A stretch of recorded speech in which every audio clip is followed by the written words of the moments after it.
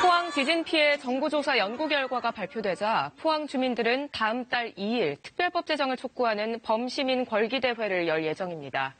지진이 인근 지열발전소 때문이라는 조사 결과가 나오며 국가 배상 문제에도 관심이 쏠리고 있는데요. 이미 일부 포항 시민들이 국가와 발전소 측을 상대로 손해배상 청구 소송을 진행 중입니다. 지난해 10월 대구지방법원 포항지원에 소장을 접수해 첫 재판 일정이 잡히기를 기다리고 있습니다. 그렇다면 향후 재판에서 어떤 부분이 쟁점이 될지 김채린 기자가 짚어봤습니다.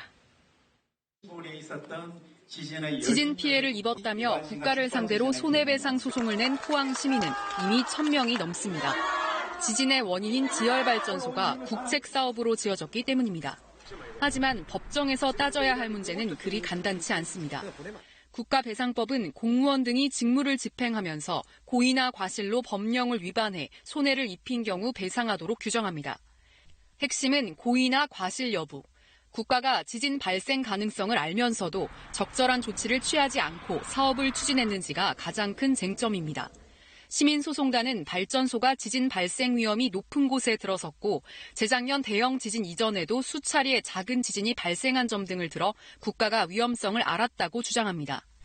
해외에서 지열발전소 건설에 참여했다 지진이 일어나 문제가 됐던 관계자들이 포항 지열발전소 사업에도 대거 참여했다는 KBS 보도로 고의와 과실 의혹은 더 커진 상태입니다.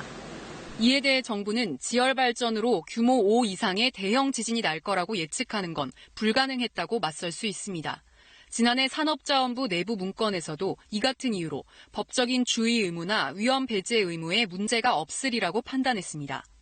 또 하나의 쟁점은 소송단 주장대로 지열발전에 따른 인공지진을 환경오염으로 볼 수 있냐는 것.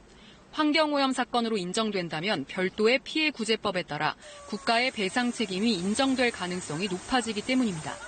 통상의 소송 같은 경우에는 원고가 모든 구성 요건을 입증해야 되는데 환경오염 소송으로 인정될 경우에는 입증 책임이 되게 완화되어 있습니다. 그래서 고의과실이 없어도 청구가 인용될 수 있고. 예상하는 손해배상액도 크게 차이가 납니다. 정부는 포항 지진으로 발생한 재산 피해를 850억 원, 한국은행은 3천억 원으로 추산했지만 소송단은 소송 참여자가 크게 늘어날 것이기 때문에 배상액이 수조 원대에 이를 수도 있다고 주장합니다. KBS 뉴스 김채린입니다.